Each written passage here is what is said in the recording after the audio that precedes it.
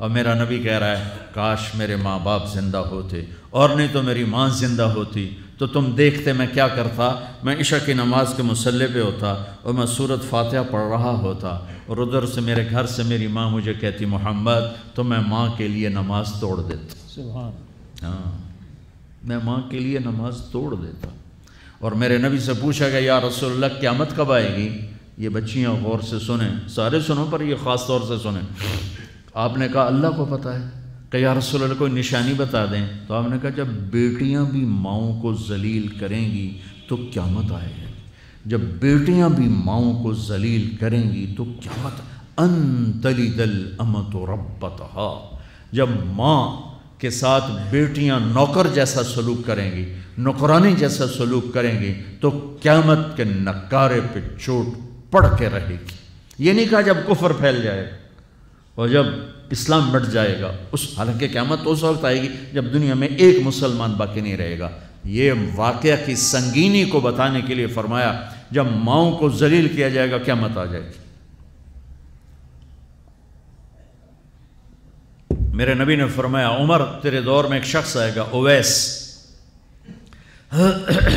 اس کا قبیلہ ہوگا مراد، آگے سب کاسٹ ہوگی قرن، اویس بن عامر، اسے دعا کروانا، وہ کالے رنگ کا ہوگا، چھوٹے قد کا ہوگا، اور اس سے دعا کروانا، دعا تو بھی کروانا، علی تو بھی کروانا، علی اور عمر اویس ان کے لیے دعا کریں۔ انہوں نے پوچھا کیوں؟ کہ اس نے ماں کی خدمت کر کے اللہ کو اتنا راضی کر دیا ہے، جب وہ ہاتھ اٹھاتا اللہ خالی نہیں لوٹاتا۔ اللہ کی قسم عمر و علی کو اویس کی دعا کی ضرورت نہیں تھی، امت کو پیغام دینا تھا کہ مائیں ذلیل ہو رہی ہیں آج، اور باپ جوان اولاد سے چھپتے پھر رہے ہیں، تو میرے رب میرے نبی نے یہ آگے پیغام دینا تھا کہ نبی ہو کر رسول ہو کر کہہ رہے ہیں کاش ماں ہوتی تو میں اس کے لیے نماز توڑ دیتا۔ آپ کو 8 عورتوں نے دودھ پلایا والدہ سمیت، ان میں ایک ایمن بھی ہیں، آپ کے والد کی باندی۔ تو گھر میں تشریف فرما تھے، ایمن بیٹھی تھی حضرت عائشہ، تو ایمن کہنے لگی یا رسول اللہ پانی تو پلا دیں۔ تو اللہ کے نبی ایک دم اٹھے تو حضرت عائشہ ناراض ہو گئی، ایمن اللہ کا رسول کو کہتی پانی پلا، کہا تو اور کیوں نہ کہوں، میرا بیٹا ہے میں نے دودھ پلایا ہے۔ تو حضرت میرے نبی نے کہا ہاں ہاں عائشہ یہ میری ماں ہے، اس کا میں نے دودھ پیا ہے۔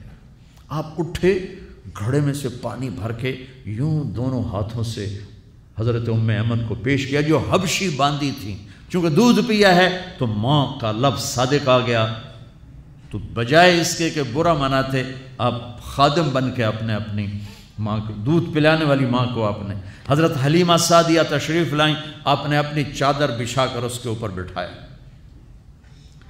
حضرت عمر کا دور خلافت آیا، وہ ہر سال حج کرتے تھے، اور بھائی کوئی اویس ہے وہ ملتا ہی کوئی نہیں تھا۔ 3-4 سال گزر گئے تو کہنے لگے سارے حج اکٹھے ہو جاؤ بھائی، سارے حج اکٹھے ہو گئے۔ آپ نے کہا سب کھڑے ہو جاؤ، سارے کھڑے ہو گئے۔ پھر آپ نے کہا یمن والے کھڑے رہو باقی بیٹھ جاؤ، تو چند ہزار کھڑے رہے باقی بیٹھ گئے۔ پھر آپ نے کہا مراد والے کھڑے رہو باقی بیٹھ جاؤ، تو 15-20 آدمی اس میں سے نکلے۔ پھر آپ نے کہا مراد کی جو آگے سب کاسٹ ہے قرن والے کھڑے رہو باقی بیٹھ جاؤ، تو صرف ایک آدمی بچا۔ تو آپ نے اس سے پوچھا تم قرنی ہو؟ کہ جی۔ اویس کو جانتے ہو؟ کہ جی میرے بھائی کا بیٹا ہے۔ وہ تو تھوڑا سا ایسی ہے دیوانہ سا، آپ کیوں پوچھ رہے ہیں؟ تو حضرت عمر رونے لگے، کہا وہ نہیں تو دیوانہ ہے، کدھر ہے؟ کہا جی عرفات گیا ہے اونٹ چرانے۔ تو حضرت عمر نے علی کو ساتھ لیا اور دوڑ لگا دی عرفات کی۔ وہاں گئے تو حضرت اویس ایک جھاڑی کے نیچے نماز پڑھ رہے تھے، یہ دونوں حضرات آ کے بیٹھ گئے، انہوں نے محسوس کیا 2 بندے آ گئے، نماز مختصر کر دی۔ حضرت عمر نے پوچھا کون ہو میرے بھائی؟ کہا جی مزدور ہوں۔ تمہارا نام کیا ہے؟ کہا جی اللہ کا بندہ۔ کہا ارے بھائی وہ تو سبھی اللہ کے بندے ہیں، تیری ماں نے تیرا نام کیا رکھا ہے؟ کہا تم کیوں پوچھ رہے ہو؟ انہیں تو پتہ ہی نہیں تھا کہ عمر ولی۔ کیوں بھائی تسی کون ہو انٹرویو کرنے والے؟ تو مولا علی نے کہا یہ ہیں عمر بن خطاب امیر المومنین اور میں ہوں علی بن ابی طالب۔ پھر وہ ہل گئے، کہنے لگی میں معافی چاہتا ہوں، میں پہلی دفعہ آیا ہوں، مجھے تو پتہ ہی کوئی نہیں ہے۔ تو حضرت عمر نے فرمایا تم اویس بن عامر ہو؟ کہ اچھا ہاتھ اٹھاؤ ہمارے لیے دعا کرو۔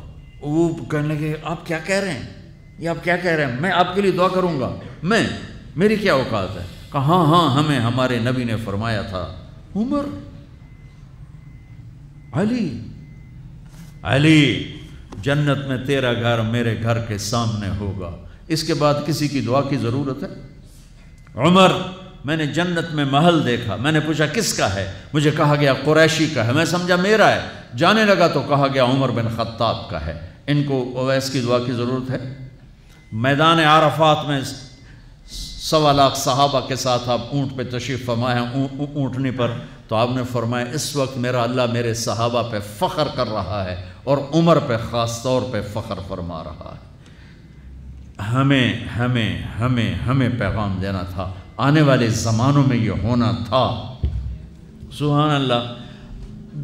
امام ابو حنیفہ کا نام تو سب کو معلوم ہے نا، ایک اور عالم بتاتا ہوں، عبد الرحمن بن ابی لیلہ، ان میں علمی کھٹ بڑھ تھی بہت زیادہ، آپس میں بنتی نہیں تھی۔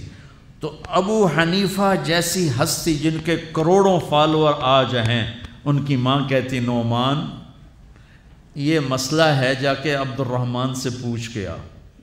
زندگی میں ایک دفعہ نہیں کہا ماں جی میں اس کو وڈا عالم ہے میرے کو پوچھ لو، کہا اچھا ماں جی، اپنی چادر اٹھاتے اور پہنچ جاتے دروازے پہ دستک دے کے بھائی مجھے میری اماں نے بھیجا ہے، آپ اس پہ فتویٰ، حالانکہ ان کی اپنی رائے اس کے خلاف ہوتی تھی، لیکن ماں کے احترام میں جا کر ان سے مسئلہ پوچھتے جن سے روزانہ مناظرہ ہوتا تھا، روزانہ کھٹ پٹ ہوتی تھی علمی، ماں نے کہہ دیا جا کر ان سے پوچھ کے آتے تھے، اپنی اتنی بڑی علمی قدر و منزلت کو ایک طرف رکھ دیتے تھے، نہیں میری ماں نے مجھے کہا ہے۔ تو آپ سب نوجوان ہو، ماں باپ زندہ ہیں تو ان کی دعا لو، آہ نہ لو، دعا لو۔ مجھے یاد آیا میرے والد رحمۃ اللہ علیہ کا ایک دفعہ مجھے خط آیا کہ جب پیسے ختم ہوتے ہیں اسی وقت ہی تمہارا خط آتا ہے کہ پیسے بھیج دو، کبھی آگے پیچھے بھی بتا دیا کرو زندہ ہیں کہ مردہ ہیں۔ تو تعلق ہی نہیں تھا، صرف پیسوں تک تھا، بھی پیسے گھال دو پیسے، اب تو خط کی ضرورت نہیں ہے، فون پہ ہو جاتا ہے، اس وقت یہ خط ہوتے تھے۔